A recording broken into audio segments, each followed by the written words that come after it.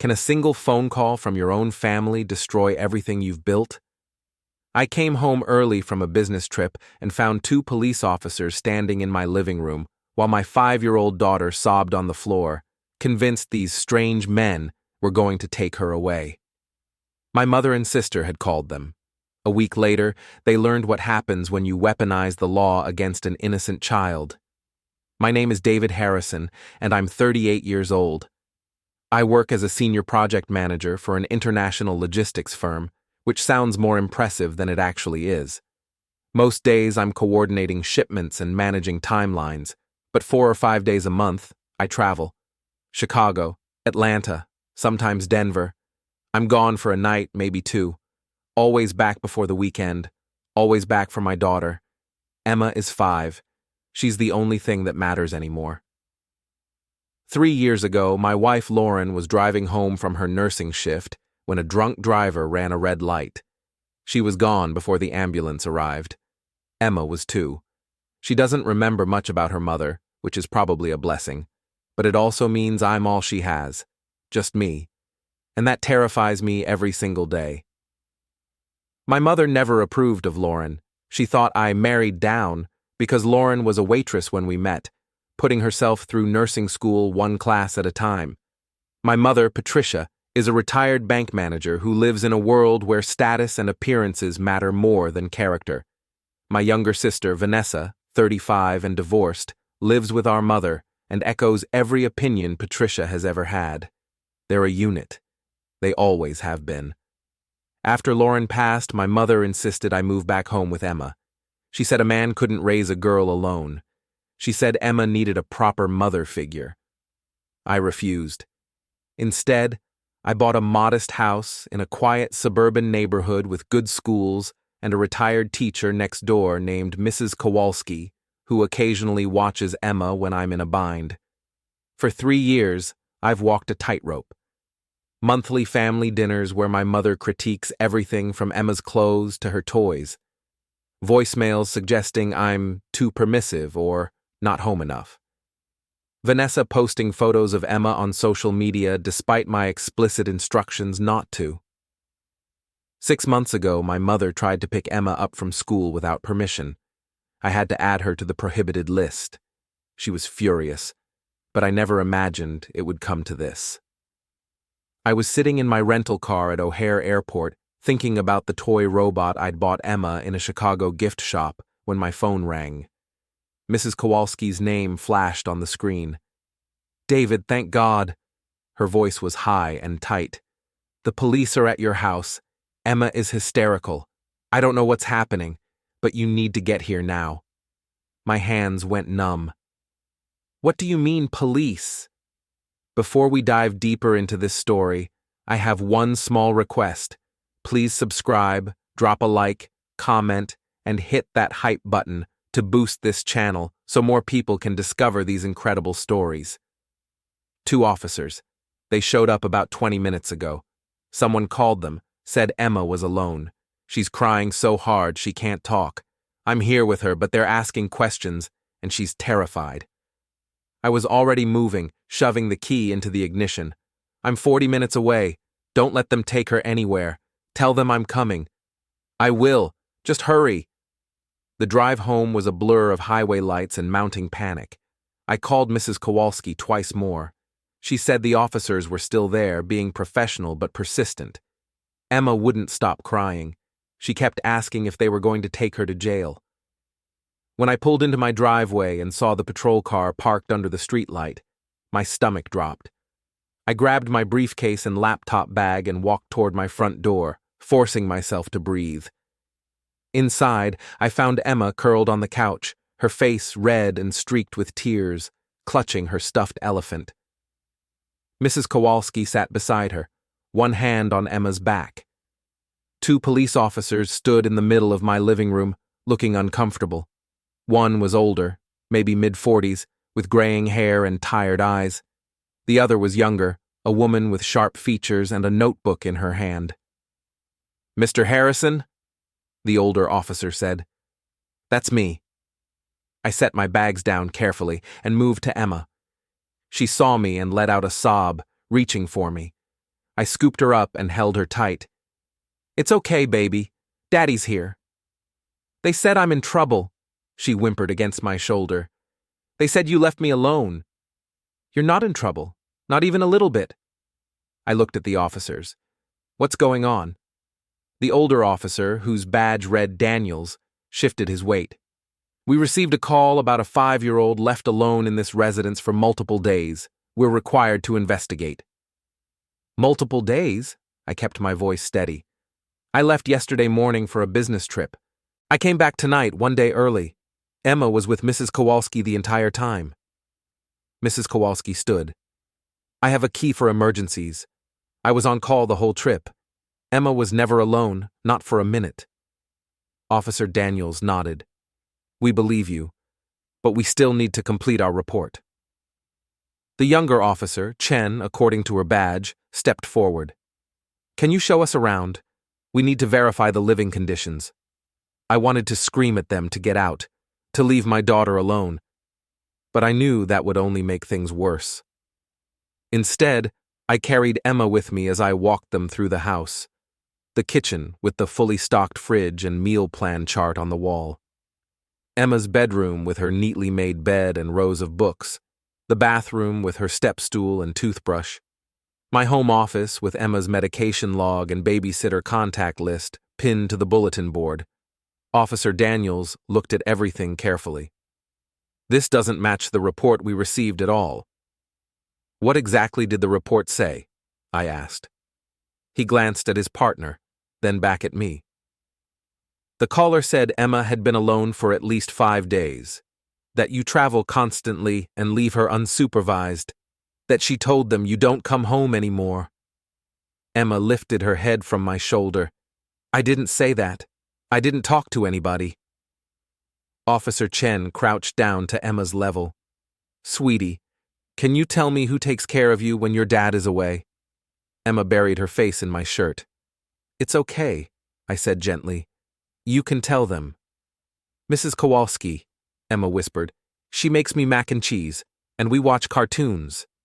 Mrs. Kowalski stepped forward. "I live next door. David always calls me when he travels. I have a key. Emma stays with me or I stay here, whichever she prefers. She's never been alone, not once." Officer Daniels closed his notebook. "Mr. Harrison, I apologize for the disturbance. This was clearly a false report. We'll note that in our file." "Can I get a copy of that file?" I asked. "And the call recording?" He hesitated. "That's not standard procedure." "I'd like it anyway." I met his eyes. "Someone called the police on my daughter. I want to know who and why." Officer Chen started to object, but Daniels held up a hand. "I'll see what I can do. Give me your email." I recited it. They left a few minutes later, their patrol car pulling away into the night. Mrs. Kowalski stayed for another half hour, making Emma hot chocolate and helping her calm down. When she finally left, I carried Emma upstairs and sat with her in her room. "Why did they come, Daddy?" she asked, her voice small. "Someone made a mistake, baby. That's all." Grandma called me before they came. Emma picked at her blanket. "She said she wanted to make sure I was okay because you weren't home. She said someone would come check on me." Everything inside me went cold. "Grandma called you? Today?" Emma nodded. "On the house phone. She said it would be okay. But then the men came and it wasn't okay." I kissed her forehead, trying to keep my hands from shaking. "Get some sleep, sweetheart.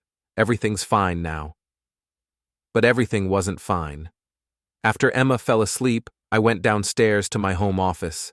We have a security camera system. Front door, back door, driveway. I'd installed it after the break-ins that happened in the neighborhood last year. I pulled up the footage from that afternoon and scrolled backward. At 3:47 p.m., my back door opened. My mother walked in, followed by Vanessa. They looked around, talked to each other, walked through the kitchen. My mother opened the fridge. Vanessa took photos on her phone. They checked the living room, went upstairs for a few minutes, then came back down. At 4:02 p.m., they left through the back door. At 4:17 p.m., the police arrived. I sat there in the dark watching the timestamp, feeling something hard and final settle into my chest. They'd planned this. They'd come into my house without permission, staged evidence of neglect that didn't exist, and called the police on my daughter, my mother's own granddaughter. They'd traumatized Emma deliberately, methodically, to prove some kind of point. I opened my filing cabinet and pulled out the folder I'd been keeping for 3 years. Every text message, every voicemail, every email from my mother and Vanessa criticizing my parenting, demanding access, suggesting Emma would be better off with them. At the bottom of the folder was a voicemail from 2 weeks ago. I'd saved it, but never listened to it again. I played it now. My mother's voice, cold and precise. If you won't let us help Emma properly, we'll find another way to protect her from your neglect. I closed the folder and locked the cabinet. They thought I was weak. They thought I'd let this go to keep the peace. They were wrong.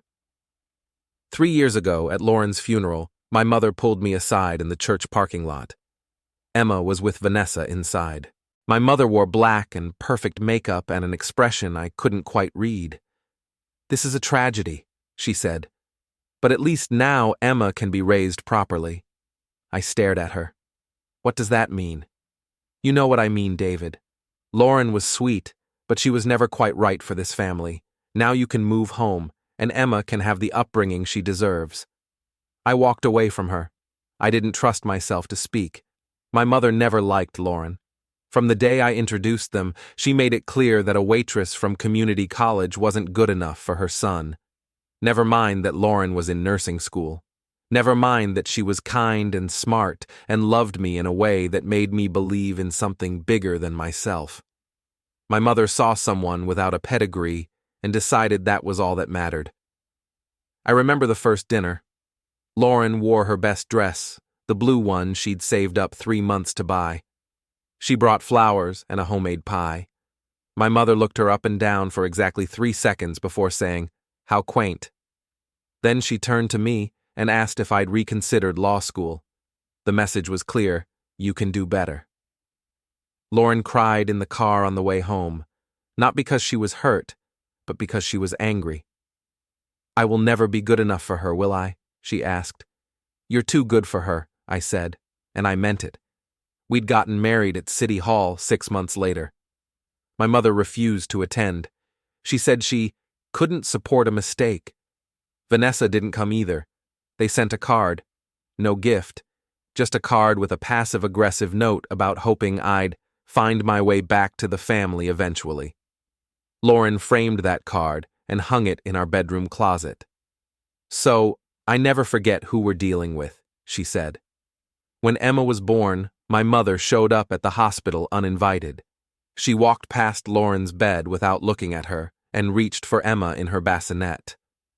Lauren, still exhausted from 18 hours of labor, said quietly, "Ask permission first." My mother turned to her with cold eyes. "I'm her grandmother." "And I'm her mother," Lauren said. "Ask." My mother left without holding Emma. She didn't visit again for 3 months. After Lauren passed, the pressure started immediately. "Move home. Let us help. Emma needs stability. A man can't do this alone." I refused every time, but I started noticing things. Small things at first. My mother would comment on Emma's appearance at family dinners. "Her hair's getting so long, she needs a proper cut. I can take her to my stylist." I'd say no. The next dinner, she'd bring it up again, and again. Wearing me down with repetition, she'd buy Emma expensive dresses and toys I couldn't afford. "Every girl needs nice things," she'd say, looking pointedly at Emma's department store clothes. Emma would thank her, excited, and I'd see my mother's satisfied smile. She was buying Emma's affection, slowly, deliberately. So I bought the house, 30 minutes from my mother's neighborhood, far enough to breathe. I enrolled Emma in a good preschool. I hired a babysitter for the days I traveled. Mrs. Kowalski became a godsend, a kind woman who treated Emma like her own grandchild. I built a life. But my mother wouldn't let go. Monthly family dinners became mandatory. I'd show up with Emma, and my mother would spend 2 hours picking apart every choice I'd made. Emma's shoes were wrong. Her hair needed cutting. Why was she playing with toy trucks instead of dolls? Why wasn't she in dance classes? Why did I let her eat chicken nuggets? One dinner, Emma was playing with a toy dinosaur. My mother plucked it from her hands and said, "Girls don't play with dinosaurs, sweetheart. Let's find you a nice doll." Emma's face fell. She loved that dinosaur. She'd named it Steve. I took it back from my mother and handed it to Emma. "She can play with whatever she wants." My mother's expression hardened. "You're too permissive, David. She needs structure, guidance, a woman's influence." "She has guidance," I said. "Mine." After that dinner, my mother started calling me every other day, checking in, asking questions. "What time does Emma go to bed? What does she eat for breakfast? Is she making friends? Does she cry at night?" I answered at first, trying to maintain peace. But the questions felt like interrogations, like she was building a file. Vanessa would sit there with her phone recording memories, which I later discovered she posted to a private Facebook group titled Emma's Real Family. The photos were captioned with things like, "Precious moments with our girl," and "If only we could see her more." I confronted Vanessa about it. She shrugged. "People deserve to see how Emma's doing, since you keep her locked away from everyone." "She's not locked away. She's my daughter. I decide what gets shared online." "You're paranoid," Vanessa said, "and controlling, just like always." 6 months ago, I got a call from Emma's school. My mother had shown up during pickup, claiming there was a family emergency and she needed to take Emma home. The front office called me to verify. I told them no. Absolutely not. I added my mother to the prohibited pickup list that same day. She left me 8 voicemails that night, each one angrier than the last. The final one said, "You're making a terrible mistake, David. You'll regret this." I saved every single one. Then there were the social media posts. Vanessa kept sharing photos of Emma without my permission, tagging them with captions like, "Miss my sweet niece so much," and "Some people don't appreciate family." When I confronted her, she said, "Grandma deserves to share her granddaughter with the world. You're being selfish." I blocked them both, changed my privacy settings, made my accounts invisible. That's when the private investigator showed up. I found out by accident. Mrs. Kowalski mentioned a man in a car parked across the street taking photos of my house. I called the police, but by the time they arrived, he was gone. A week later, I saw the same car. I walked up and knocked on the window. The guy inside barely looked at me before driving off. I hired a lawyer, an old college friend named Greg Thompson, to send a cease and desist letter. That's when I learned my mother had hired the investigator to document my pattern of abandonment. Greg reviewed everything: the emails, the texts, the unauthorized school pickup, the investigator. He said it looked like my mother was building a case for grandparents' rights. "Does she have a case?" I asked. "Not in this state," Greg said, "especially since you're a fit parent and there's no abandonment. But it shows intent. She's escalating." I started documenting everything after that. Every interaction, every text, every voicemail. I kept it all in a locked filing cabinet in my office. 3 years of evidence. And now, sitting in that same office the morning after the police incident, I pulled it all out again. Page after page of my mother's attempts to control Emma's life. Attempts to control my life. At the very bottom of the drawer was a sealed envelope. Inside was Lauren's will. I'd read it once, right after she passed, and never looked at it again. I opened it now. Lauren's handwriting in the margins. Notes she'd made to the lawyer when drafting it. The legal language was clear. In the event of her passing, I was Emma's sole guardian. But there was a clause I'd forgotten about. Under no circumstances is Patricia Harrison to be granted custody or guardianship of Emma Harrison. This exclusion is deliberate and absolute. Lauren had added a handwritten note beneath it. "She will try. Don't let her." Lauren had known. Even then, she'd known my mother would try this. There was also a file from 2 years ago. My mother had filed for grandparents' rights, claiming I was unfit and Emma needed her guidance. The judge had denied it immediately, citing lack of evidence and my strong parental record. My mother never mentioned it. Neither did I. But I'd kept the court documents. I spread everything across my desk. 3 years of harassment. Evidence of boundary violations. Proof of her attempts to undermine me at every turn. And now she'd called the police on my daughter. I picked up my phone and checked my voicemail. There was one new message from last night, left while I was putting Emma to bed. My mother's voice, concerned and sugary. David, we heard the police were at your house. Is everything all right? Is Emma safe? Call me back as soon as you can. We're so worried. She didn't mention that she was the one who called them. I saved the voicemail, added it to the pile. An hour later, Emma came downstairs. She looked pale and tired. Can I stay home today? She asked. Of course, baby. I called Dr. Helen Foster, Emma's therapist. Emma had been seeing her since 6 months after Lauren passed, working through grief and anxiety. Dr. Foster had an opening that afternoon. At the police station, I gave my formal statement. Officer Daniels walked me through everything. I brought my travel itinerary, my babysitter's contract, Mrs. Kowalski's contact information, Emma's school attendance records, and her medical files showing regular checkups and vaccinations. You didn't need to bring all this, Officer Daniels said. I want it on record. He nodded slowly. Then he leaned forward, his voice quieter. Off the record? Your mother called it in. She was convincing. Said she'd been documenting neglect for months. Said Emma told her you were never home. My jaw tightened. And?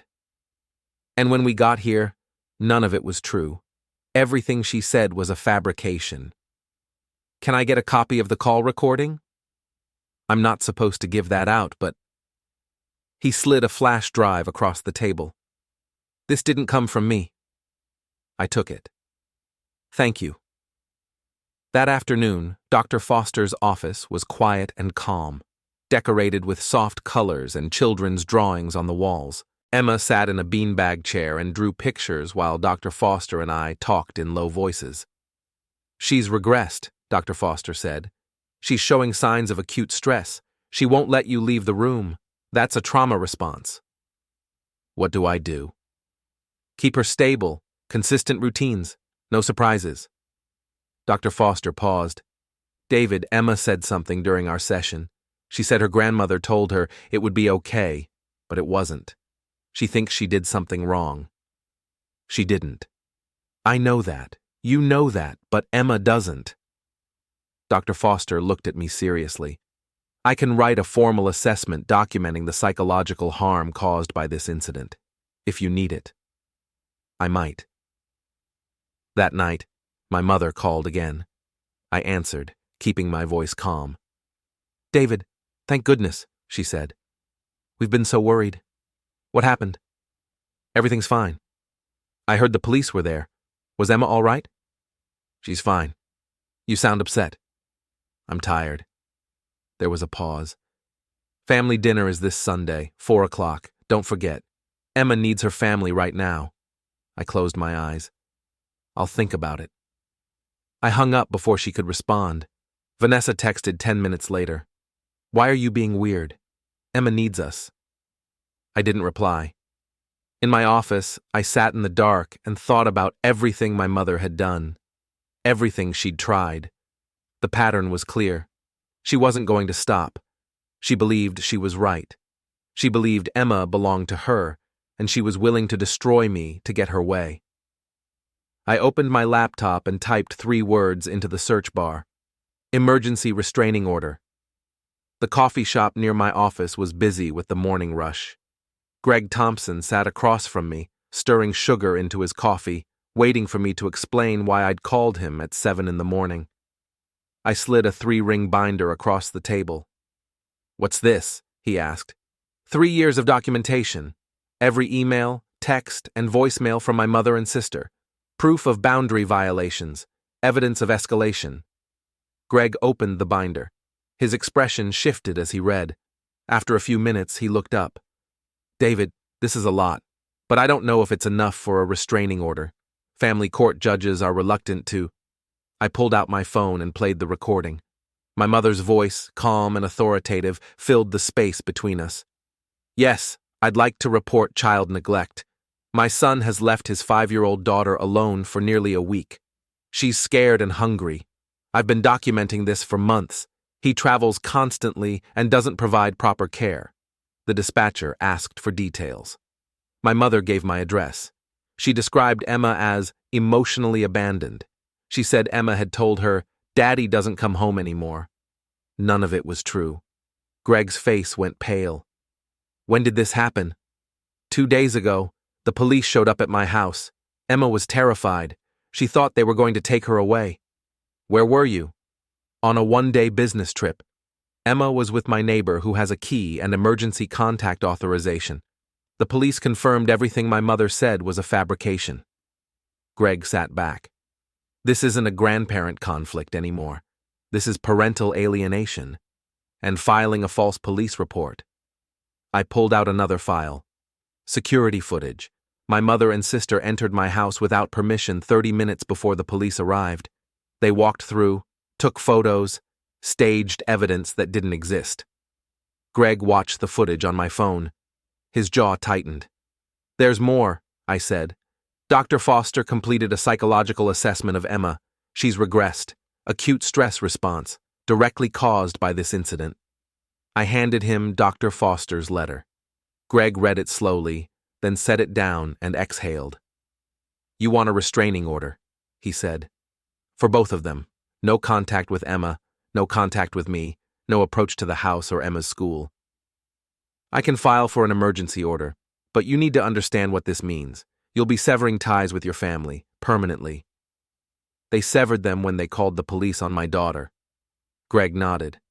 I'll need witness statements, documentation from your employer showing your travel schedule, school records, everything you've got. I handed him another folder. Already done. He looked through the pages, shaking his head. You've been preparing for this. I've been documenting. There's a difference. Is there? Greg closed the folder. David, I have to ask. Are you sure about this? Once we file, there's no going back. Your mother will know. Your sister will know. The whole family will know. They already know what they did. They're just betting I won't do anything about it. Greg studied me for a long moment. You've changed. I became a father. That changes everything. He drank his coffee, thinking. I'll need a few days to prepare the petition. We'll request an emergency hearing, which means we can get in front of a judge within a week. You'll need to be ready to testify. I'm ready. And Emma? They might want to interview her. Dr. Foster can speak for her. Emma's been through enough. Greg made notes on a legal pad. I'll also need character references. People who can attest to your parenting and your mother's behavior. Mrs. Kowalski will testify. My boss, James Mitchell, will provide employment documentation. The school principal has already offered to help. Good. That's good. Greg looked up. One more thing. If we win this, your mother might retaliate. Not physically, but legally. She could try to file more reports, claim you're unstable, anything to discredit you. Let her try. I'll document that too. That afternoon, I met with my boss, James Mitchell. He's a good man, father of 4, who's always been understanding about my situation. I explained what happened. He listened without interrupting. What do you need? He asked when I finished. A notarized letter confirming my travel schedule, my performance reviews, and my emergency contact protocols. He printed everything within the hour. But before I left his office, he stopped me. David, I want you to know something. You're one of the best people I've worked with, not just professionally, but as a person. What your mother did, that's not normal family conflict, that's abuse. Don't let anyone tell you otherwise. His words stayed with me. Mrs. Kowalski gave me a written statement that same evening. She invited me over for tea and handed me 3 typed pages. "I've been keeping notes," she said. "Every time I've watched Emma, every time your mother has come by uninvited, every time Vanessa has asked me questions about your schedule. I didn't know why I was keeping them. Now I do." The details were meticulous. Dates, times, conversations. Mrs. Kowalski had documented 3 years of my mother's behavior without even realizing it. "Why didn't you tell me?" I asked. "I thought it was just family drama. Annoying, but harmless." She shook her head. "I didn't realize she was building a case against you. I'm sorry. You have nothing to apologize for. This helps, more than you know." The principal at Emma's school, Mrs. Rodriguez, met with me the next morning. She pulled Emma's complete file, attendance records, emergency contacts, pickup authorizations, behavioral notes, academic progress. "Emma is thriving," she said. "She's well-adjusted, happy, engaged in class. There's no indication of neglect or instability at home." She paused, then added, "Your mother called last month. She wanted to know Emma's schedule, said she was planning a surprise party. I told her I couldn't give out that information without your permission. She was upset." "Did she threaten anything?" "Not explicitly, but she said something odd. She said, 'I'm her grandmother. I have rights too.'" Mrs. Rodriguez added a note to Emma's file and provided copies of everything for court. Dr. Foster's assessment was the final piece. I met with her alone while Emma was at school. "I want to be clear about what I'm seeing," Dr. Foster said. "Emma experienced acute psychological trauma from the police incident. She's having nightmares. She's clingy. She's regressed to behaviors she exhibited right after her mother passed away. This is serious." "Will she recover?" "Yes, children are resilient, but she needs stability, safety, no further disruptions." Dr. Foster leaned forward. "David, I'm going to be blunt. If your mother has any contact with Emma right now, it could set back months of progress, maybe years." "She won't have contact." "Good." Dr. Foster handed me a sealed envelope. "My professional assessment. It details everything I've observed. Use it however you need." By Friday afternoon, I had everything Greg needed. I drove to his office and dropped off the complete package: documents, statements, recordings, photographs. Greg flipped through the pages, his expression growing more serious with each one. "This is airtight," he said finally. "I've seen parents lose custody with less evidence against them than what you have against your mother." "When can we file?" "Monday morning. I'll request an emergency hearing.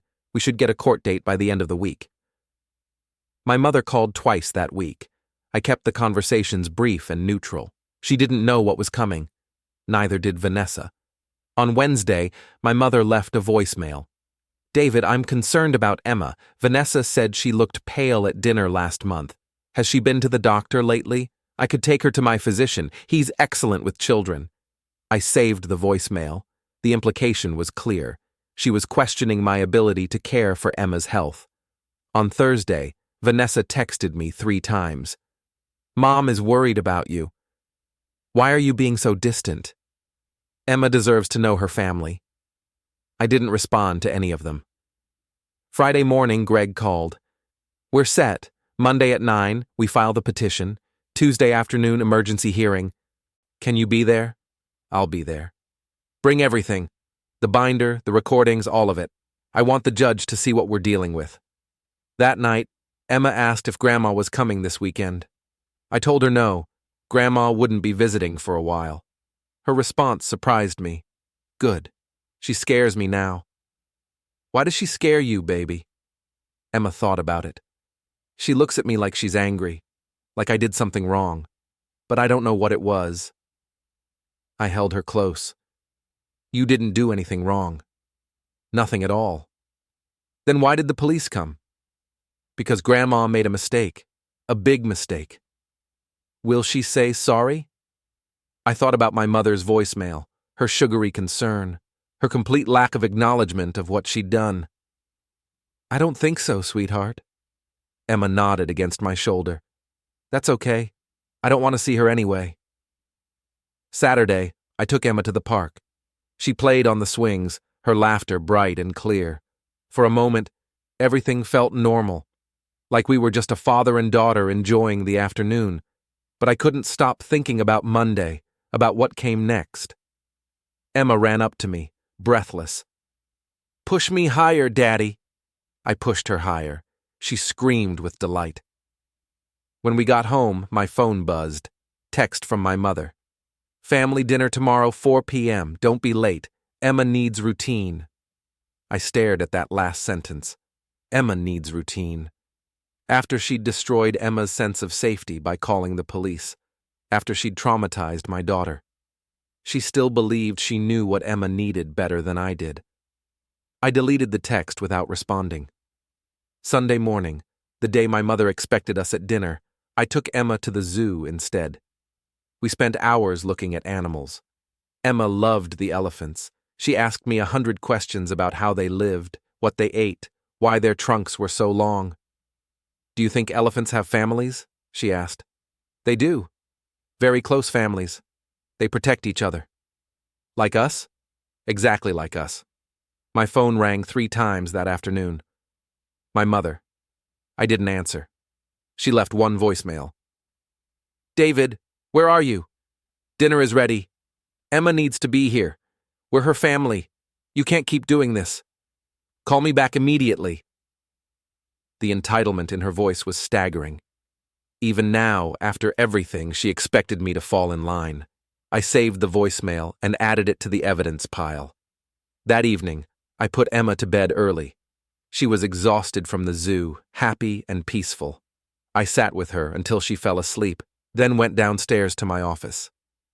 The binder sat on my desk. 3 years of documentation. 3 years of boundary violations and escalating control. 3 years of choosing peace over confrontation.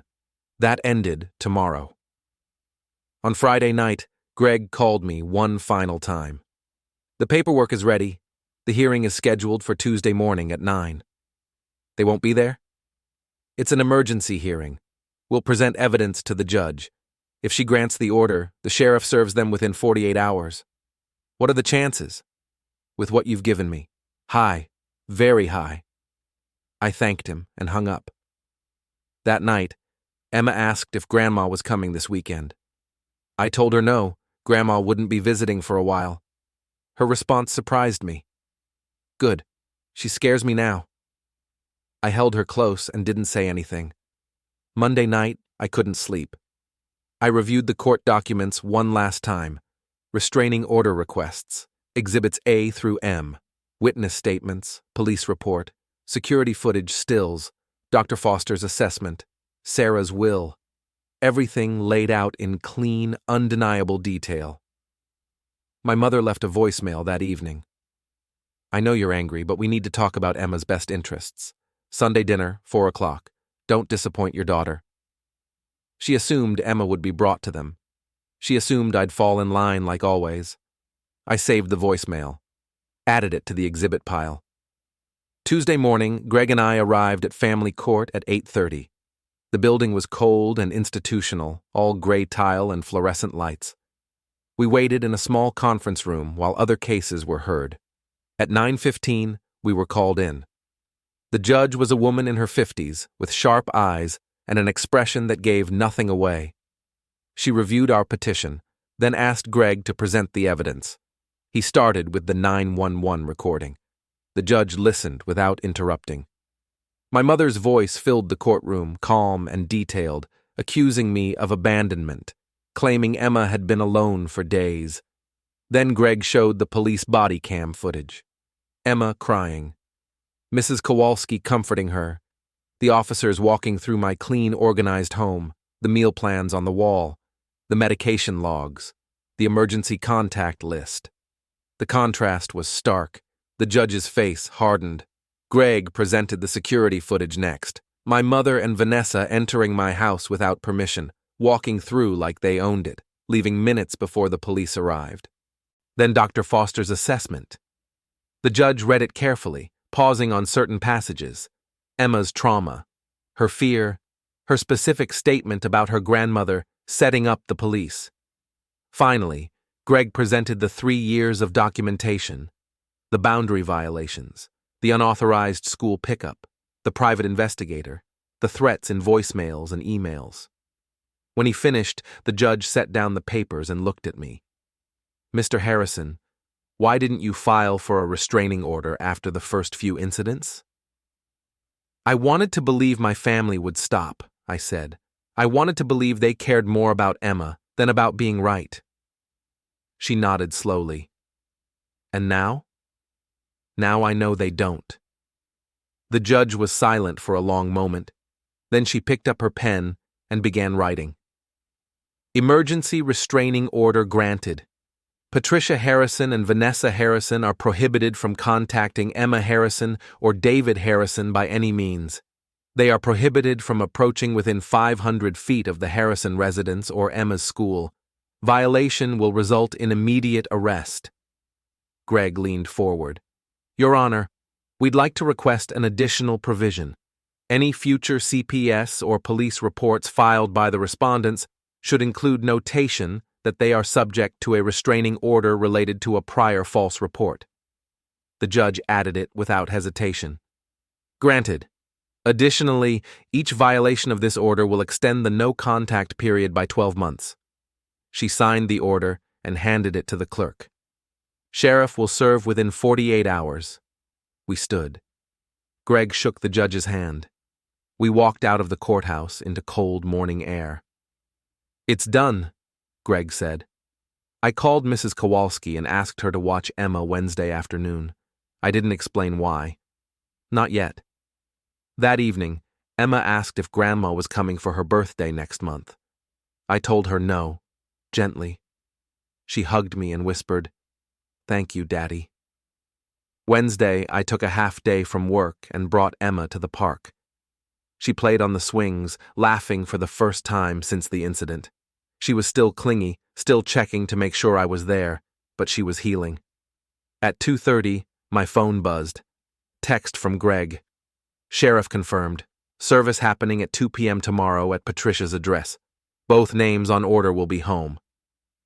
That night, I explained to Emma in simple terms that Grandma and Aunt Vanessa had made a mistake, and we wouldn't be seeing them for a long time, and it wasn't her fault.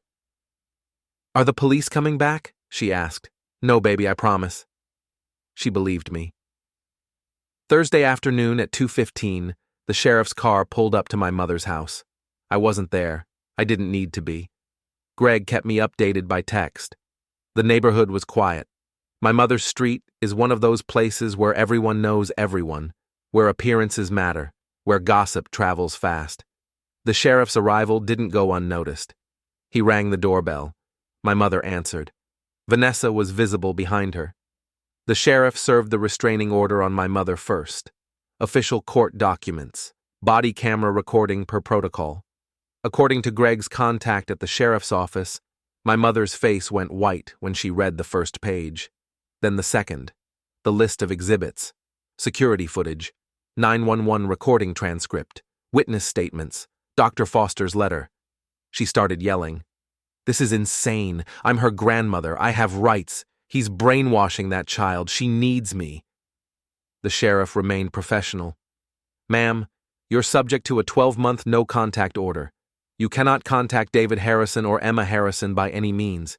You cannot approach their residence or Emma's school. Violation is a criminal offense." Vanessa was served next. She tried to film on her phone. The sheriff instructed her to stop. She refused. He warned her once. She continued. He noted it in his report as potential intimidation. My mother demanded to know what evidence. The sheriff wasn't required to explain, but he mentioned that false police reports and unlawful entry were referenced in the order. By now, neighbors were watching. 3 houses had people on their porches. Someone across the street was recording on their phone. My mother saw them. Her carefully maintained social mask cracked. She started crying. "He's keeping my granddaughter from me. Someone needs to do something." The sheriff delivered his final instruction. CPS had received a copy of the order and closed the case with notation that the prior report was investigated and determined to be false. My mother screamed, "I want to talk to my son." "That would violate the order, ma'am. You've been served." The sheriff returned to his car and drove away, leaving my mother and Vanessa standing in the doorway, holding papers, while their neighbors watched. I was at home with Emma. She was in the backyard, playing with sidewalk chalk, drawing flowers and butterflies. She didn't know what was happening. She didn't need to. Mrs. Kowalski called me at 2:47. "I don't know what you did, but your mother just got served something by a sheriff. She's hysterical. The whole street saw it." "Thank you for letting me know," I said calmly. "Emma is safe. That's all that matters." My mother tried calling me. Blocked. Tried texting. Blocked. Tried calling from Vanessa's phone. Also blocked. An hour later, Vanessa posted a vague Facebook status about toxic people and parental alienation. 3 people who saw the sheriff commented asking if everything was okay. She deleted the post 10 minutes later. Friday morning, I received a formal letter from CPS. Case closed. No evidence of neglect or mistreatment. Prior report noted as unfounded. Patricia Harrison and Vanessa Harrison flagged in the system for false reporting. Friday afternoon, my mother sent an email. It went to Greg's office. I'd forwarded her address there weeks ago. The email was unhinged, rambling, threatening, accusing me of destroying the family, saying I'd turned Emma against her. Greg saved it as evidence for potential order extension. Saturday, Emma asked if she had to see Grandma for her birthday next month. I told her no. She hugged me tight and whispered, "Thank you, Daddy." Sunday was the day my mother had expected Emma at family dinner. Instead, Emma and I went to a different park across town. We fed ducks. She laughed. She didn't mention my mother or Vanessa once. Monday morning, I found a voicemail on my home landline. I'd forgotten to block that number. My mother's voice, sobbing and desperate. "You've destroyed this family, David. You've turned Emma against me. I was only trying to help. I'll never forgive you for this. Never." I saved the voicemail, sent it to Greg, didn't listen to it again. Greg called that afternoon. Any further contact extends the order. If she violates again, she faces criminal charges. I don't think she will. Good. That evening, I sat in my home office. The file cabinet was locked. My computer screen showed my calendar. Emma's therapy appointment was scheduled for Wednesday. Her first day of kindergarten was marked in red. My mother's birthday in 2 weeks was crossed out. Vanessa's number was deleted from my phone. The security system was armed. The spare key was retrieved and destroyed. The locks were changed. Emergency contacts were updated. I opened my email and found a message from Dr. Foster. "Emma's progress has been remarkable. She's sleeping through the night again, no nightmares. She's asking about her mother less frantically and more naturally. She's beginning to trust again. In our session today, she said something I wanted to share with you. She said, 'I feel safer now.'" Those were her exact words. Safer. I closed the email and looked out the window. Wednesday afternoon, Emma and I walked to the park near our house. It was warm and sunny, the kind of day that makes you forget winter ever existed. Emma ran ahead to the swings, her ponytail bouncing, her laughter bright and clear. Mrs. Kowalski met us there. She'd brought homemade cookies. Emma ate 3 and told her about the butterflies she'd seen at school. "You seem happy," Mrs. Kowalski said to me quietly. "Emma's doing better. And you?" I watched my daughter swing higher and higher, fearless. "I'm fine." Mrs. Kowalski squeezed my shoulder. "You did the right thing, David." Later that evening, after Emma went to bed, I sat in my living room with all the lights off. The house was quiet, peaceful. My phone buzzed. Text from Greg. "Your mother tried to call the school today. They flagged it immediately and refused to give her any information. The security note in Emma's file worked exactly as planned." I replied, "Good." Another text. Vanessa also attempted contact through a mutual friend, asking them to pass along a message. The friend declined and reported it to me. That's 2 attempted violations in one day. Will they be arrested? Not yet, but I'm documenting everything. One more direct attempt and I'll file for contempt. I set the phone down. Thursday morning, Emma woke up without nightmares for the 6th night in a row. She ate breakfast without me having to coax her. She talked about her friends at school. She asked if we could get a puppy. Maybe, I said. She grinned. That afternoon, I received a certified letter. It was from a lawyer representing my mother, a formal request for mediation, a suggestion that cooler heads should prevail, and that family reconciliation is in Emma's best interest. I forwarded it to Greg without reading the whole thing. He called me an hour later. They're trying to make this look like you're the unreasonable one. Standard tactic. We'll decline mediation and cite the ongoing no-contact order. They can't force you into a room with them. What if they take it to court? They won't win. The restraining order was granted for cause. The evidence is overwhelming. This is just desperation. Friday, Vanessa's lawyer sent a separate letter, more reasonable in tone, suggesting that perhaps boundaries could be re-established and that limited supervised contact might be therapeutic for Emma. Greg's response was 2 sentences. The restraining order remains in effect. Any further contact attempts will be considered violations. Saturday morning, Emma asked if we could invite Mrs. Kowalski over for dinner. We made spaghetti together. Emma set the table. She told Mrs. Kowalski a story about a girl at school who shared her crayons. She was present, happy, safe. After Mrs. Kowalski left, Emma curled up on the couch with her stuffed elephant and asked me to read her favorite book. Halfway through, she interrupted. Daddy? Yeah, baby? I'm glad Grandma isn't coming back. I smoothed her hair. Why's that? She made me feel bad, like I was doing everything wrong. Emma looked up at me with wide, serious eyes. But you make me feel good. You are good, Emma. You always were. She smiled and snuggled closer. Sunday morning, I opened my laptop to check email. There was one from my mother's lawyer, sent late Saturday night. The tone had shifted. No more talk of mediation or reconciliation, just a threat. Our client intends to pursue all legal avenues available to restore her relationship with her granddaughter. This includes filing for grandparents' rights and requesting a psychological evaluation of both the child and the father.